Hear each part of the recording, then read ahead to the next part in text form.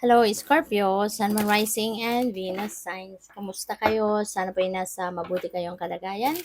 Welcome back po sa Star Tarot at kung bago kayo rito, welcome din po kayo. Please subscribe, like, share my videos, and leave me a comment kung nakaresonate kayo. So, may unexpected, no, na po pwedeng pagkakagastusan kayo rito. Kaya, this is something, no, na wala sa budget. This is something na wala sa ano ninyo, wala sa program of expenses ninyo, kumbaga. So, maging ano na lang kayo, kasi hindi pa to nangyayari. So, maaaring meron pa kayong magagawa, 'di ba? You can still do something about this para pwedeng maiwasan, 'di ba? Na magkaroon kayo ng unexpected na financial loss. So, mag-ingat, mag-ingat sa kahit ano man ang inyong gagawin, 'di ba? Kasi this could be a warning, no? This could be a warning for you para maging extra cautious kayo, maging extrang ingat kayo, maging discerning kayo, no, sa inyong mga sitwasyon na dapat, 'di ba? Um, pag-isipan mabuti before you say something, before you do something, pag-isipan mabuti. At saka laging maging observant, no, sa inyong paligid. Kasi you never know, marami din mga deceiving people, 'di ba? Sa paligid natin, maraming manloloko, maraming mambubudol, maraming magnanakaw. Kaya kailangan, 'di ba? Para na maging as much as possible makaano tayo, makaingat tayo sa mga untoward incidents na po pwedeng mangyari. Maari pa natin 'yan maiwasan, no, kung tayo ay magiging ekstrang maingat. We also have odd jobs. Yan, baka meron din ditong opportunity na po pwedeng dumating na ito yung mga klaseng trabaho na hindi mo sukat akalain na pwede mo palang gawin. 'Di ba? This could be a part-time job, yung gano'n, no? Racket, mga ganyan. But this is the kind of job na hindi mo kumbaga hindi ito yung ano mo, hindi ito yung linyada mo, hindi ito yung nakalinya sa pinag-aralan mo, yung gano'n. Maaring, mate-train ka na lang dito sa trabaho ito. Maybe you are willing to learn, you're willing to learn, you're willing to train, I mean. Kaya siguro puwedeng matatanggap ka din dito sa racket na ito. We also have loss. Sabi dito, a major phase in your life is ending. So, embrace newness. Let go of what was so you can focus your energy on what is ahead of you. And the grief of loss continues to be an obstacle in your life. Oh, Scorpio. So, maaaring meron ditong kasi parang nasa sementeryo siya, 'no, yung setting na 'to. So, maaaring you have lost someone na very important sa buhay mo. Maaaring malaki ang impluwensiya ng taong ito sa buhay mo. Lalong-lalo na, pagdating sa pera, um, maaring siya din maaring siya yung provider or maaring siya yung talagang talagang siguro, dependent ka siguro sa taong ito financially or maaaring dependent ka sa taong ito regarding pagma-manage ng pera, 'di ba? Kasi baka siya yung kunyari, mahal mo 'to sa buhay, maaaring siya yung nagma-manage ng inyong pera. Maaaring siya yung merong mas may alam sa pagma-manage ng pera. Maaaring siya yung mas magaling kaysa sa'yo sa pagma-manage ng pera. Kaya maaaring naging dependent ka sa taong ito, 'di ba, pagdating, 'no, sa pagma-manage ng inyong resources. Kaya ang laki ng epekto nung nawala ito sa buhay mo. Malaki ang epekto sa buhay mo, yung parang siguro alam mo yun, yung pakiramdam mong parang nawalan ka ng isang kamay, yung gano'n. Kasi nga you're very dependent siguro sa taong ito kaya yung pangyayaring ito, yung loss na ito has a great impact, 'no, in your life lalong-lalo na sa inyong kaperahang aspeto, you know. So, yun parang I can feel the grief, no? I can feel the heaviness in your heart, 'di ba? Yung parang yung naririnig ko parang sinasabi siguro ng iba sa inyo, papaano na ako from now on, you know? So maybe this is the time, no, na kailangan mo ng mag-step up. Kailangan mo ng pag-aralan, no? Kung papaano i-manage ang inyong kaperahan, yung gano'n. Siguro dapat na mas maging matatag ka na sa ngayon, mas maging matibay na ah, aralin mo kung ano man yung mga bagay na siya yung gumagawa noon, pero kailangan mo. So, siguro kailangan mong mag-extra effort ngayon para matutunan mo kung paano gagawin ang mga bagay na ginagawa niya para sa'yo. You know? So, yun. So, by the way, maraming salamat, no, for subscribing. And if you haven't subscribed yet, subscribe na kayo. And also, maraming salamat for not skipping the ads. Malaking tulong po yan sa akin. And also, please click the join button sa baba ng video kung gusto po ninyo na mag-join sa membership. Salamat po. So, we have Queen of Wands. We have Six of Swords. We have Eight of Swords. And we have the Sun. So, this is really great. This is a good sign. No? This is a good sign na makakabangon ka. This is a good sign na magiging maayos din ang lahat. You know?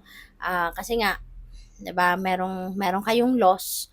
So, and by the way, Scorpio, this is not going to resonate with everyone. Okay? So, just take as it resonates. Kung hindi sumasakto sa inyong sitwasyon ang mensahe, don't take it. Huwag ninyong ipilit. No? Huwag ninyong ipilit na i-fit in sa sarili ninyo. Okay? Sa buhay ninyo yung mensahe. Kung walang mga ganong sitwasyon sa buhay ninyo, no, sa ngayon. So, yun, tulad ng nasabi ko kanina, 'di ba? Things are going to be better eventually. You know, merong sisikat ang maliwanag na araw sa buhay ninyo. The sun is going to shed its light in your life. You know, lalo-lalo na dito sa area of life na to, sa inyong money, career, and finances. Kaya huwag kayong mawala ng pag-asa even if there are upheavals, even if there are challenges na maaring mangyari, laban lang. Okay? Laban lang. Kasi lahat ng yan, nang nangyayari sa buhay ninyo, parte yan ng soul's journey ninyo. Parte yan ng life journey ninyo. No? Nakatakdang mangyari ang mga bagay na yan, kung ano man ang mga nangyari. And that is going to make you even stronger. That is going to make you more resilient, 'di ba? Kaya ano lang, kapit lang, laban lang, huwag kayong mawawalan ng pag-asa. Do not dwell, no? Do not dwell on these challenges, you know?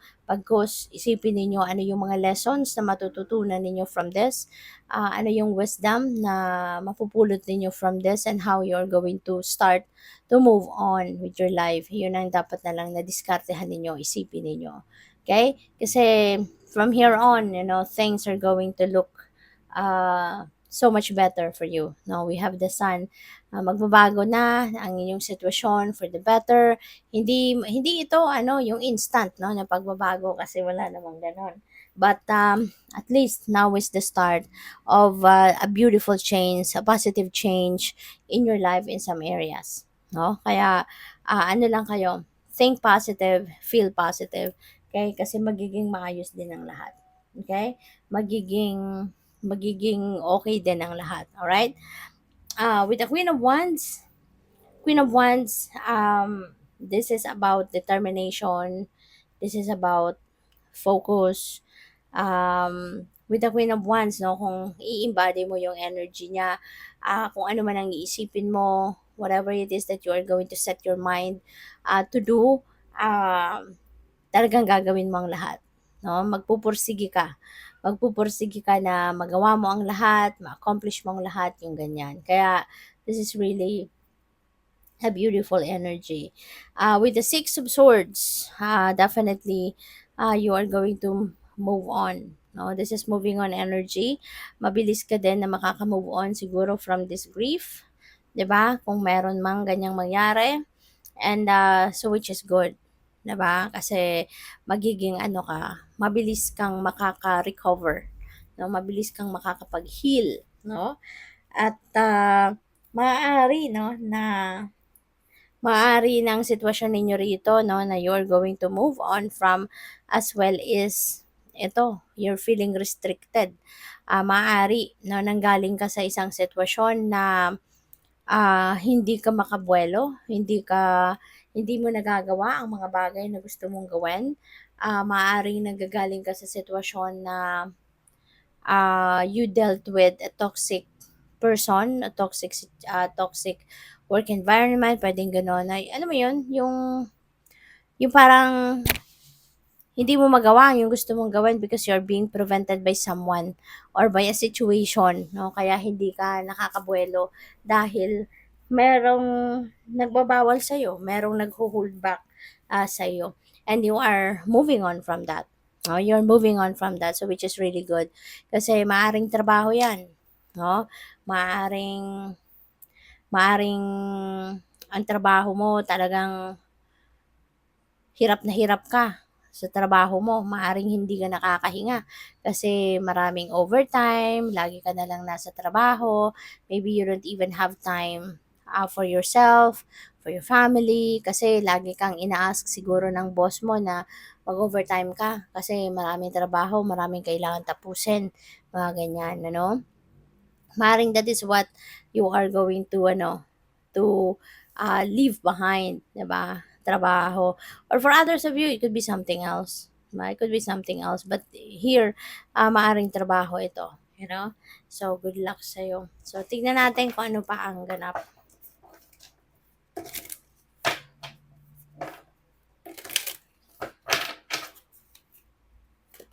So, we have betrayal.